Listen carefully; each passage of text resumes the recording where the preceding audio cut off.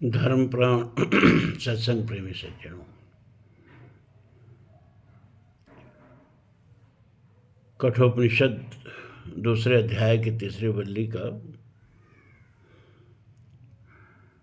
चौथा, पांचवा, छठवां देखिए कितने मंत्र हो सकते हैं। वास्तविक कुछ उतना सही नहीं है, थोड़ा छोटा वीडियो बनेगा। ऐसे भी वीडियो लोड नहीं हो रहा है क्योंकि इंटरनेट बड़ा ख़राब चल रहा है इधर।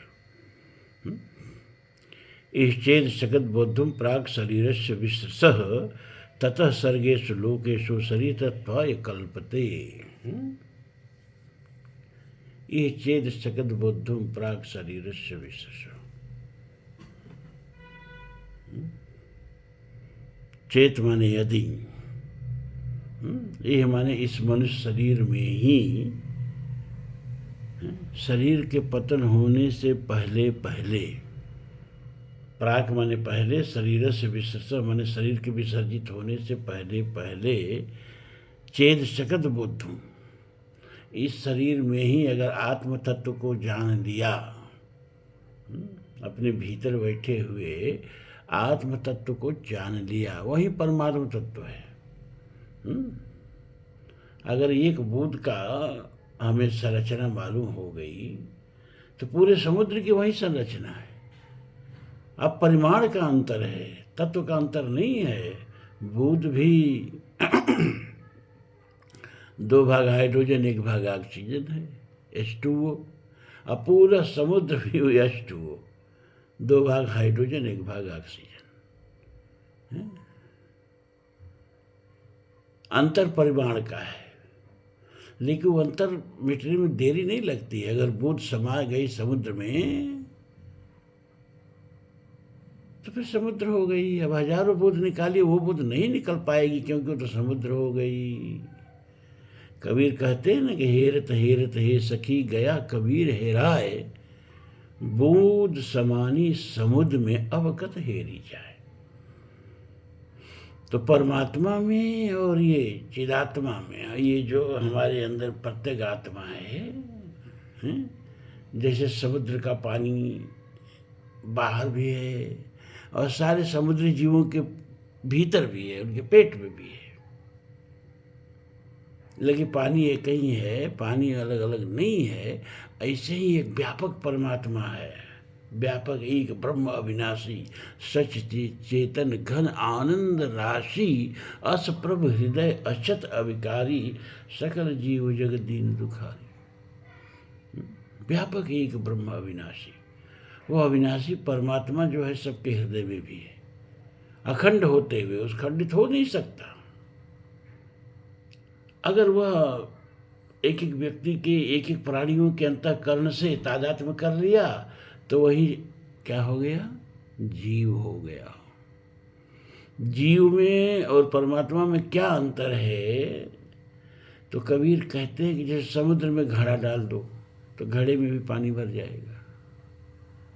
तो बाहर समुद्र का भी पानी है और वही पानी घड़े में आके घड़े का पानी है।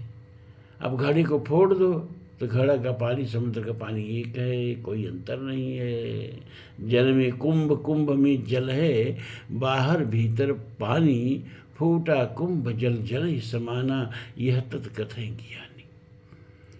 तो इस अपने भीतर ही जो बैठा है परमात्मा, इस शरीर के विसर्जित होने से पहले पहले ही सत्संग के द्वारा, गुरुपसदन के द्वारा, गुरु के वचनामृतों का पान करने के द्वारा जान लिया तो समझो कि बहुत बड़ा कल्याण हो गया। नहीं तो सर्गेषु लोकेषु शरीरत्वाय कल्पते, इस लोक में सर्ग के सर्ग, कल्प के कल्प, अनेक शरीरों में जन्म जन्मना मरना लगा रहेगा। पुनरपि जन्मम पुनरपि मरणम पुनरपि जननी जठरे शयनम लगा रहेगा। तो इससे अगर बचना है तो पलटू कहते हैं ना कि धाई धरो हरिचरण सवेरे, बहुत देर हो गई, 8 जन्म हम नींद गमायन जरा शिशुकत दिन गेला, निधिवन रमन रभस रंग मातन तो ही भजब कौन बेला, माधव हम परिणाम निराशा।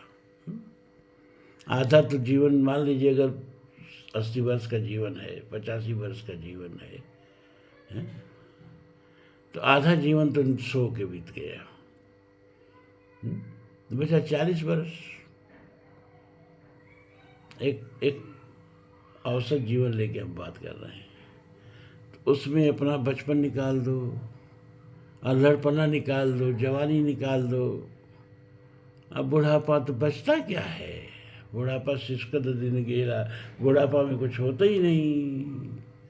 लड़कपन खेल में खोया, जवानी नींद भर सोया, बुढ़ापा देख कर रोया। आध जन्म हम नींद गमायन, जरा शिशुकत दिन गेला। मैथिली में विद्यापति कह रहे हैं। निधुवन रमन रभसी रंग मातन, काम के रंग में मस्त रहे जवानी भर। तो ही भजब कौन बेला, माधव हम परिणाम निराशा। अब तो इस जीव का कल्याण की कोई आशा ही नहीं है, लेकिन एक आशा है, क्या? कि तू जगतारन दीन दयामय, अतः तुहार विश्वासा। बस इतना ही विश्वास है प्रभु कि कौनी देव बराए, बिरदहित हटि हटि अधम उधारे। जाऊं कहाँ तज चरण तिहारे।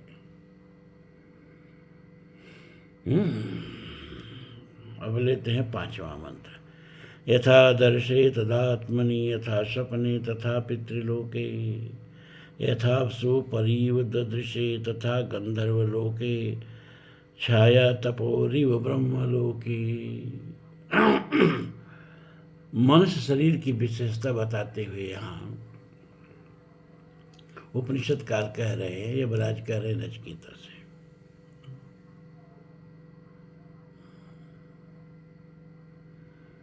कि मनुष्य शरीर की ये विशेषता है कि यहाँ जितना स्पष्ट परमात्मा का दर्शन हो सकता है, उतना केवल गंधर्व लोक, क्षमा करें, ब्रह्मलोक में ही हो सकता है। यथा दर्शे, आदर्श कहते हैं दर्पण को। जैसे दर्पण में हमारा स्वरूप साफ साफ दिखाई देता ही नहीं दिखाई देता है, इसी तरह इस शुद्ध निर्मल अंतःकरण में परमात्मा का स्वरूप उतना ही स्पष्ट दिखाई देता है। ये मानव शरीर की विशेषता है। तथा दर्शे तथा आत्मन, जैसे दर्पण में स्वच्छ दर्पण है तो हमारा बिंब एकदम साफ स्पष्ट दिखाई देता है, ऐसे ही निर्मल अंतःकरण में निर्मल मन जन सो मोहि पावा, मोहि कपट छल छिद्र न भावा। या कबीर ने कहा, ऐसा मन निर्मल हुआ जैसे गंगा नीर, पीछे पीछे हरि चले कहत कबीर कबीर। तो निर्मल अंतःकरण में परमात्मा का इस मानव शरीर में उतना ही स्पष्ट दर्शन होता है जितना निर्मल दर्पण के सामने खड़ा होने पर अपने शरीर का होता है। और पितृलोक में जैसे स्वप्न में हमें चीज़ें आभासिक महसूस होती हैं, वैसे उतना स्पष्ट दर्शन नहीं होता है। वो सब भोग योनियाँ हैं, और कृत कर्म को भोगने की योनियाँ हैं, तो वहाँ उतना स्पष्ट परमात्मा का दर्शन नहीं होता है। स्वप्न में जैसे चीज़ें स्पष्ट धुंधली से दिखती हैं, ऐसे पितृलोक में परमात्मा का दर्शन हो सकता है। यथाप्सु परीव ददृशे तथा गंधर्वलोके।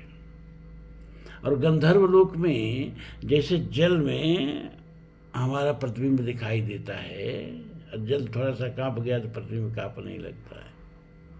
तो ये सब भोग योनियाँ हैं ना, इसमें परमात्मा का उतना स्पष्ट दर्शन नहीं हो सकता है जितना मानव शरीर में हो सकता है। ये मंत्र बता रहा है।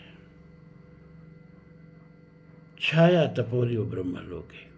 हाँ, ब्रह्मलोक में भी उतना ही स्पष्ट दर्शन होता है जितना स्पष्ट दर्शन मानव शरीर में होता है। छाया और धूप की तरह। अरे भाई, प्रतिबिंब दर्पण में जो हमारा बिंब बनता है, प्रतिबिंब, वो हमारी शरीर का छाया ही न है। तो जितना साफ वहाँ दिखता है उतना ब्रह्मलोक में दिखता है।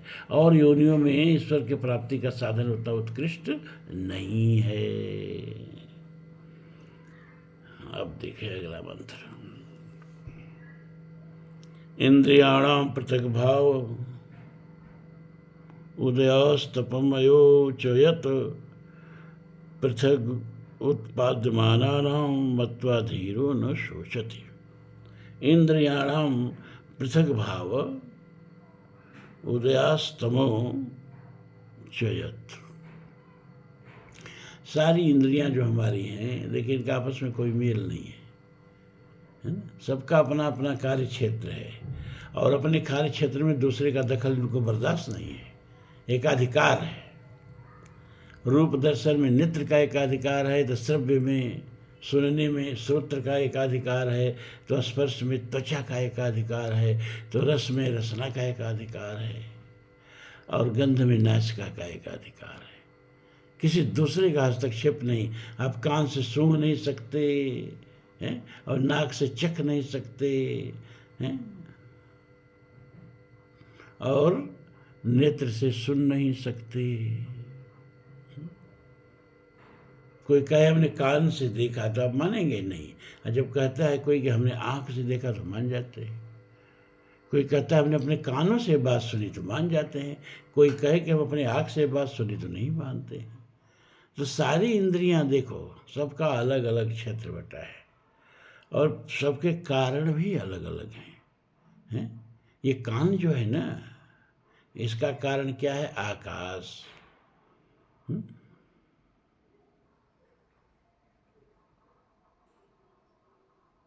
और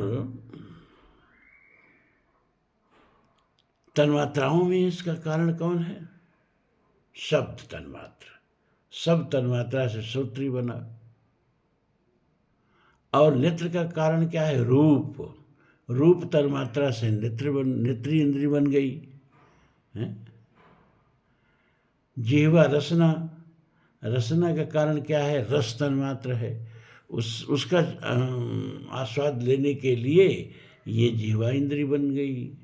स्पर्श तन्मात्र से त्वचा बना, इसका विषय जो है स्पर्श है। और गंध तन्मात्र से नासिका बनी। तो सबके कारण अलग अलग हैं। देखो, 5 जो तन्मात्राएं हैं, ये 5 ज्ञानेंद्रियों में बदल गए, या परमात्मा ने 5 ज्ञानेंद्रियां दी कि इनका इनका तुम आस्वाद करो। तो 5 इंद्रियों के कार्यक्षेत्र अलग अलग, और 5 इंद्रियों के उत्पत्ति के कारण अलग अलग। और कह रहे पृथक भाव उदयास्तमो तमयो। उदय और अस्त इन इंद्रियों का स्वभाव है।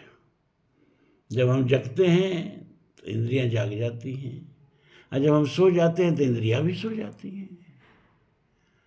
और जब हम शरीर का त्याग करते हैं तो इंद्रियां निरर्थक हो जाती हैं, या ये कहिए इंद्रियां भी शरीर का त्याग कर देती हैं।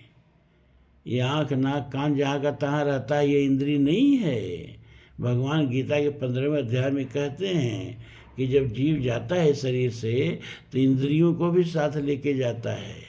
मन बुद्धि चित्त अहंकार और ये ज्ञानेंद्रियाँ, यही नहीं कर्मेंद्रियों को भी साथ लेके जाता है। पाँव भले यहीं पड़े रहें हैं, लेकिन चलने की जो देखिए, सपने में हम चलते हैं और पाँव जहाँ का तहाँ रहता है। सपने में हाथ से कर्म करते हैं, हाथ तो बिस्तर पर पड़ा रहता है। सपने में हम देखते हैं, आँख मुदी रहती है, तो सूक्ष्म इंद्रियां सपने में काम करती हैं ना। यही सूक्ष्म इंद्रियां जीव के साथ, जब जीव शरीर से उत्क्रमण करता है तो ये सूक्ष्म इंद्रियां, कर्मेंद्रियां, ज्ञानेंद्रियां, ये सब जीव के साथ जाती हैं। 17 तत्व जीव के साथ जाते हैं।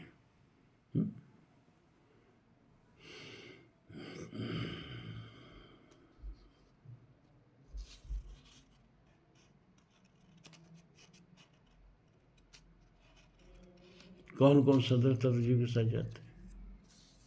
5 ज्ञानेंद्रियां, 5 कर्मेंद्रियां, 5 प्राण, 15 हो गए हैं, मन और बुद्धि। इस तरह लेके जीवात्मा जाती है।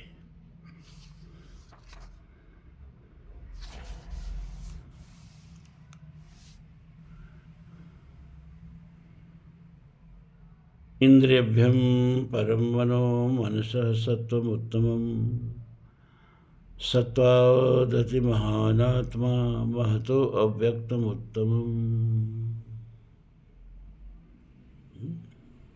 इंद्रियभ्य परम मनो, इंद्रियों से श्रेष्ठ मन है। मनसा सत्वमुत्तम, और मन से श्रेष्ठ जो है ये उत्तम बुद्धि है। मन से उत्तम कौन है? बुद्धि है।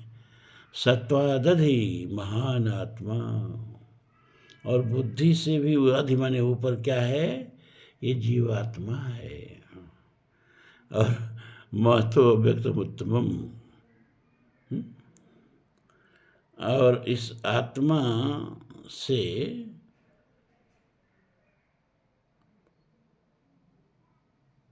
अव्यक्त उत्तम है। अब इसके मंत्र में थोड़ा सा गड़बड़ाया गया है। शंकराचार्य इसका दूसरे तरह से मंत्र करते हैं, क्योंकि उनके लिए आत्मा और परमात्मा तो एक है। तो इसका अर्थ करते हैं कि इंद्रियभ्यम परम बनो, इंद्रियों से बलवान श्रेष्ठ मन है। मनसा सत्वम उत्तमम, और मन से उत्तम जो है वो बुद्धि है। सत्वादति महान आत्मा महतो अव्यक्त उत्तमम, और बुद्धि से जो श्रेष्ठ है वो कौन है? का अव्यक्त। अव्यक्त कहते हैं मूल प्रकृति को, बुद्धि कहते हैं महत्त्व को। अव्यक्त जो है या मूल प्रकृति जो है, उसमें जब सतोगुण का विकार होता है तो वह अखंड महत्त्व का रूप धारण करती है। माने पूरी ब्रह्मांड, धरती तो कहीं है ही नहीं है, पूरे ब्रह्मांड की समस्त बुद्धि का वह क्षेत्र है, वो ब्रह्मा का क्षेत्र है। तो बुद्धि से श्रेष्ठ क्या है? का वह जिससे बुद्धि बनती है, क्या? मूल प्रकृति या अव्यक्त। अब अव्यक्तातु परः पुरुषो व्यापक लिंग एव च, व्यापको अलिंग एव च, यम ज्ञात्वा मुच्यते जंतुर अमृतत्वं च गच्छति। अव्यक्तास्तु परः पुरुषो, अब यहाँ परमात्मा, पुरुष माने ब्रह्म है ना। जब हम आप लोगों को पढ़ाते योग शास्त्र तो उसमें ये सब समझ में आता कायदे से। वो भी जानना रही है, हमारे यहाँ बड़ा विस्तृत भैया, कोई एगो ग्रंथ थोड़े है, कोई एगो बाइबिल चाहे कोई एगो कुरान थोड़े है। अगाध समुद्र है, अगाध समुद्र, और सब कुछ जानने के लिए कई जीवन चाहिए।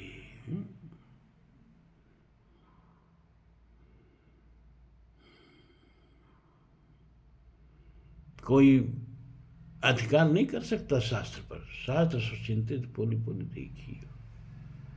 अभी विद्यापीठ में एक आयोजन हुआ था ना, वो जो जज दिया है फैसला ज्ञान व्यास जी की गुफा में पूजन के लिए, अब वो सीधे रिटायर हो गया।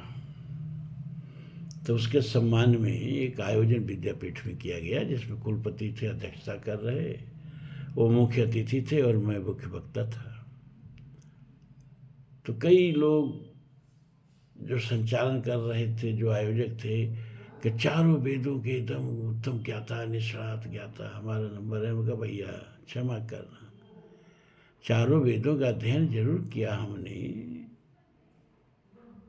वैदिक वाङ्मय में गौ ग्रंथ की रचना में चारों वेदों को 4 बार पढ़ना पड़ा कम से कम, तब जाके हमारा यह ग्रंथ प्रणीत हुआ 600 पृष्ठों का। उससे पहले भी चारों वेदों को पढ़ना पड़ा जब हमने गंगा पुराण लिखा। लेकिन ये अतिशयोक्ति हो जाएगी कि मेरे बारे में कहा जाए कि हम चारों वेदों पर हमारा अधिकार है। वेद ऐसे अनंत हैं कि उन पर किसी का अधिकार नहीं हो सकता। वो ब्रह्मवाणी है। वेद पर अधिकार करने के बाद ब्रह्म पर कि वाणी पर अधिकार हो गया, ऐसा नहीं है। जाकी सहज श्वास श्रुतिचारी निःशस्त्रम अश्य वेदा,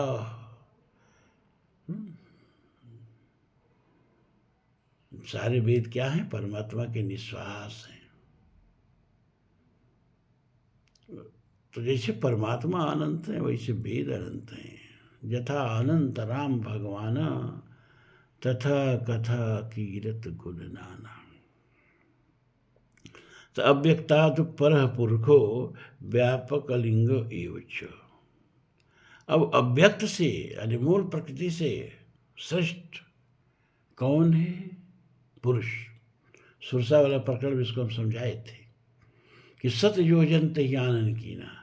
जब सुरसा ने संपूर्ण प्रकृति पर, मूल प्रकृति से लेकर के खोड़स विकारा तक दिखा दिया, देख ये सब मेरे अधिकार क्षेत्र के अंदर है। अति लघु रूप पवन सुतलीना, तब हनुमान जी शून्य हो गए। मतलब क्या?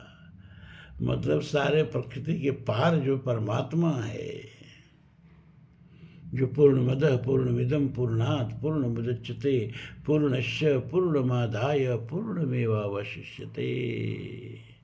शून्य में शून्य जोड़ो शून्य, शून्य में शून्य घटाओ शून्य, शून्य में शून्य का गुणा करो शून्य, और शून्य में शून्य का भाग दो तो शून्य। लेकिन गणित से गलत हो जाएगा। गणित के हिसाब से होता है कि शून्य में शून्य का भाग दो तो अनंत, लेकिन यह शून्य ही समझिए। समझाने के लिए शून्य ही कहना पड़ रहा है हमको। शून्य में शून्य का गुणा शून्य, शून्य में शून्य का जोड़ शून्य, शून्य में शून्य का घटाना शून्य, लेकिन शून्य में शून्य का भाग अनंत बार जाता है। अनंत, ये गणित रूप से सही हुआ। तो वही जो हनुमान जी ने दिखाया अपना पुरुष रूप,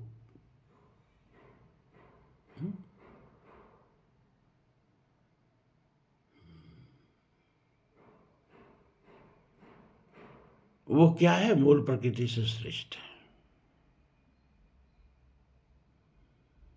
और वह व्यापक है, सर्वत्र है, सर्वमेतम तत्व, जिससे सब, जैसे बर्फ जो है जल से परिपूर्ण है, जल ही है बस उसकी एक अवस्था हो गई है बर्फ, ऐसे ही है पूरा का पूरा संसार। जैसे बर्फ जल से व्याप्त है, ऐसे ही परमात्मा से व्याप्त है। ईशावास विदम सर्वम, बल्कि आप कहो कि ये ब्रह्मांड भी परमात्मा ही है, परमात्मा के व्यक्त का एक अवस्था मात्र है। वेद कहता है ना, त्रिपादुर्धम उदयत पुरख पादुशाह भवत पुनः। 3 पाद में तो परमात्मा अपने अमृत स्वरूप में है, और एक पाद में ये सारा संसार उसके ऐसे ही लिपटा है जैसे हम चलते हैं और हमारे पैरों में धूल लिपट जाती है। इदम विष्णुर्वी चक्र में त्रिधा नित्य पदम समूढ़म अस्यम पांसुर सुरेश्वाहा। समूढ़म अस्यम, यह सारा समूढ़ माने सारा ब्रह्मांड, पांसुर सुरेश्वाहा उनके पैरों में चिपटी हुई धूल की तरह है। तो अव्यक्तात् परम पुरुषो व्यापक लिंगो एवच, और वह अलिंग है, उसका कोई लिंग नहीं है। लिंग माने चिन्ह, जिससे कि अभी उससे पहले में कहा ना अनिर्देश्यम, कोई लिंग हो, कोई चिन्ह हो। जैसे हमारा परिचय किसी को देना हो, जैसे किसी का, तो कुछ न कुछ पहचान बता देते हैं। लाइसेंस बनवाने जाओ तो शरीर पर कोई न कोई चिन्ह देना पड़ता है, ये सब पहचान के चिन्ह हैं। लेकिन परमात्मा में कोई लिंग नहीं, कोई चिन्ह नहीं, कैसे पहचानोगे उसको? यम ज्ञात्वा मुच्यते जंतुर अमृतत्वम च गच्छति, और उस परमात्मा को जान के जो अव्यक्त से भी ऊपर है। जंतुर अमृतत्वम च गच्छति, ये प्राणी जो है अमृत तत्व को प्राप्त हो जाता है, अमृत तत्व को प्राप्त कर लेता है। अब देखें, हम बड़े विषम परिस्थिति में ये बना रहे हैं वीडियो। मुँह सूख गया मेरा, क्यों सूख गया क्या बताएं आप लोगों से। कुछ परेशानी हो गई शारीरिक, इसलिए अब और आज आगे नहीं बना पाऊँगा। आज का वीडियो करीब 25 मिनट होने जा रहे हैं, आज यही समाप्त करते हैं। शरीर स्वस्थ रहा तो कल फिर मिलेंगे आपसे।